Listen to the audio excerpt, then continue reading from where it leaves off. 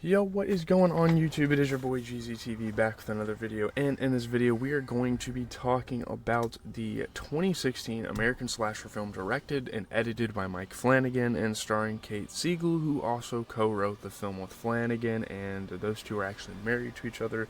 So that's an awesome little fun fact about the movie. We have Hush. This is a movie that isn't on Netflix anymore. Yeah, obviously we know Mike Flanagan from Oculus. We reviewed that on the channel a little while back. He also did Doctor Sleep, which I believe I reviewed as well. That was kind of part of the Shining series. And I heard a decent amount of this movie around the time it had kind of its heyday on Netflix. Like, it was a pretty big time movie. A lot of people liked it at the time. Not sure why no streaming service took the rights for this movie, because there's definitely an audience for it. There's definitely people that like movies like this. But the way I watch this movie shouldn't be mentioned on record, so I'll just leave it at that. So we're going to kind of get into the premise and then talk about the good, the bad, the okay. We're going to give it a rating. Let's get into it. So getting into the premise, so the story follows a deaf and mute writer by the name of Maddie Young. She's played by Kate Siegel, which, like I said, is Mike Flanagan's wife. So not only did she co-write the movie, she also was actually in the movie as the main protagonist, which is a great dynamic. These two are working pretty well together. I think she's helped him do most of his other films as well. She's a deaf and mute writer. She lost her hearing at 13 due to meningitis. She had these complications, and she seeked a solitary life by living out in the woods, by herself. Again, she's deaf, and she doesn't really want anything bad to happen to her, so she decided to kind of isolate herself. She's obviously met some neighbors, she's met some friends by the way along the way, but she kind of wanted to pursue a writing career. So out of nowhere, all of a sudden, one night, a masked man appears in her window, and she must fight back through silence and save herself. And it is such a cool concept, throughout this story to see, throughout the movie, to see kind of like how her deafness and her muteness kind of plays a factor in her trying to evade this masked man. We're going to get into the good, the bad, and the okay. This is a pretty simple movie, so I don't believe this video is going to be too long, so yeah. So getting into kind of the good about the movie, I think for what her character was given, not having dialogue, it can surely be pretty difficult to play a character like that. I think Siegel as Maddie Young did a pretty good job performance-wise in terms of, facial expressions, savage delivery of sign language, and just being this innocent writer turned badass final girl. I think she did a good job, kind of developing her character, learning stuff throughout the movie, kind of testing the waters and testing her abilities. And I guess that just goes for the script as well, them developing her from kind of this very naive person that has never seemed like she's gone through all sorts of hardship, being deaf and being mute.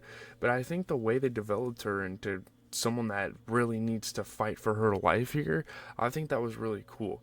And also, I'm not a huge fan of home invasion movies, and there's been plenty of absolute bombs, and not in a good way, bombs of home invasion movies. I'm usually not a big fan of them, but this is probably one of my favorites I've seen. I know recently we did Strangers. The Strangers franchise has been one recently that most people have talked about. But this one was actually really good, and for a movie of that type, you're going to kind of see that factored into my rating, because I'm actually pretty high on this movie just because of what it is trying to be. There's some decent suspense through the film as well. I think the horror aspects are pretty decent. Not necessarily a bunch of jump scares, not necessarily things that are going to make you shit your pants or something. But, Flanagan just building off the concept of a deaf person being in a life or death situation, and I think he did a pretty good job at it. The concept is definitely there. There's obviously only so much you can do with a movie like this, but still, I think they did a pretty decent job. Getting into the bad, I would say there's more bads than goods, in terms of quantity, but that doesn't necessarily mean this film is bad or that these bads outweigh the good. I feel like there's a lot of minor negatives about the film, and these are some negatives that play on tropes. These are negatives that a lot of horror movies have. With that being said, let me just say this killer has no motive, origin story, nothing. I feel like him not having an origin story isn't really a mistake you see in a lot of horror films. I guess, what I just said is kind of being reversed here. But no origin story kind of kills it in an aspect. to begin, it just doesn't make sense why he would be after her.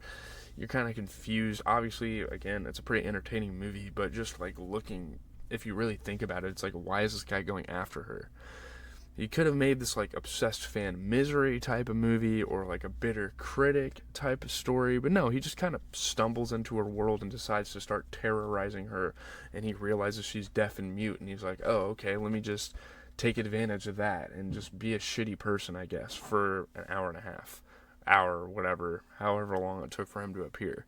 You couldn't even get like a broken childhood type of story. There wasn't even any even type of like flashback for this. It's just a killer. It's just a guy that's there. I mean, maybe if they made another Hush movie and they could have, or like a prequel or something, that would have been cool, but it's still just a standalone horror film. But, the killer is kind of bland. There's not really any special traits, gimmicks, etc. Obviously, when you get to, like, Freddy Krueger, it's like, oh, he's in people's dreams. Jason Voorhees, oh, he has a pretty sick character design. Michael Myers, all these origin stories, and again, yeah, it does kind of play into that. But he doesn't really have anything special. He doesn't have a specialty. He doesn't have, like, a special weapon. He's just kind of an armed home invader, which... I realize that makes it more surreal, but it's not a terrible thing. Obviously, it's a very realistic situation that could happen. Someone could randomly just start picking on, pretty much teasing and trying to kill a deaf person. That could definitely happen. But for the sake of a movie, we need more. We need something that's going to make this guy stick out as, this is a modern day slasher film, home invasion film, whatever you want to call it. So you really need to do something that makes this character stand out, and they don't necessarily do that. Also, some of the typical horror movie decisions are here, and those I think need to be put to bed as a trope. It just gets old. Some of the dumb decisions she makes, it's just kind of like you're watching it and it's like no one would do that given a real life situation. So why are we including it in a movie?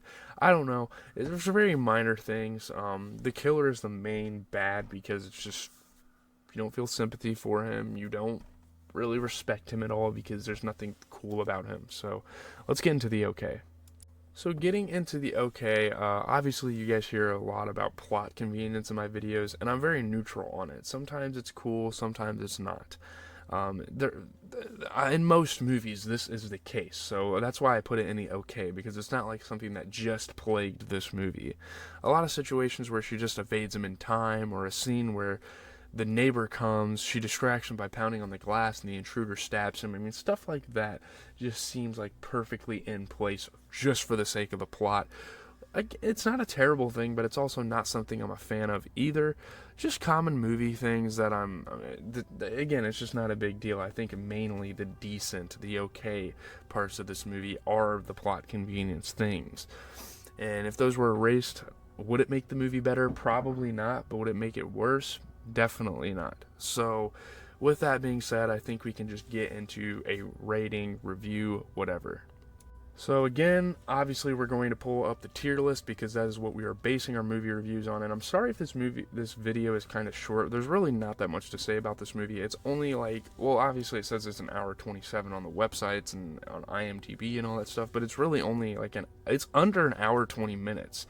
And that's something I probably should have put in the positive, that it's a super concise movie and that it gets to the point super quickly compared to a lot of movies that kind of bloat themselves, especially horror movies that have a simple premise that bloat themselves for no reason. This one has no fluff. I think it just gets straight to the action. There's obviously some points where they're kind of just panning the camera and she's looking at him and he's running around, but it's cool. But for the concept and the limited possibilities and all of these factors, it does exactly what it is supposed to and more. So I would say I'm going to give it an 8.1 out of 10. I know that's kind of surprising given what I talked about, given kind of the positives and negatives of the movie. But it's alarmingly amazing as an 8.1 out of 10. Obviously, we have explained this tier list before. So that's going to do it. It's a pretty solid movie. If you're in for a quick scare, I would definitely check this out. If you're a big fan of home invasion movies, which I'm not really even a fan of in the first place. If you're a fan of that sort of thing, I would definitely check it out.